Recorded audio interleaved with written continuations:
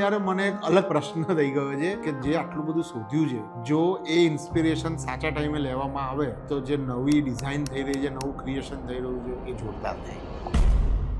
અત્યારે લાઈફમાં ક્રિએશન્સનો ટાઈમ ચાલે છે. પ્રાઇમ ડેક, રેવર, પશ્મિના. તો મને હમણાં છે ને એક બહુ ઇન્ટરેસ્ટિંગ વસ્તુનો વિચાર આવ્યો. હું છે ને ઇન્સ્ટાગ્રામ પર, પિન્ટરેસ્ટ પર પોસ્ટ આવ્યું હોય, ક્યાંક આપણે ફરવા ગયા હોય, કોઈ ફોટોગ્રાફ લીધો હોય, તો દરેક વખતે આપણે આ બધી વસ્તુ સેવ કરતા હોઈએ. કેમ? કારણ કે આપણને એવું થાય છે કે જ્યારે મારે કંઈક બનાવવું હશે, કંઈક વિચારવું હશે, ત્યારે આ બધું જે મેં શોધ્યું છે એનાથી મને ઇન્સ્પિરેશન મળશે. મેં આવું એટલું બધું સેવ કરેલું છે, ક્યાંક ઇન્સ્ટાગ્રામમાં છે, ક્યાંક વોટ્સએપમાં છે, ક્યાંક પિન્ટરેસ્ટમાં છે. હવે આજે જ્યારે હું નવો પ્રોજેક્ટ ડિઝાઇન કરી રહ્યો છું, હું એક સરસ એક્સરસાઇઝ કરવાનો છું. હું આ જે બધા ક્રિએટિવ ઇન્સ્પિરેશન્સ એ બધું એક દિવસ શોધીને એના ઉપર કામ કરવાનો છું. થોડી ટાઈમ ટેકિંગ એક્સરસાઇઝ છે, પણ મને એવું લાગે છે કે જો એ ઇન્સ્પિરેશન સાચા ટાઈમે લેવામાં આવે તો જે નવી ડિઝાઇન થઈ રહી છે, નવું ક્રિએશન થઈ રહ્યું છે, એ જોરદાર થાય.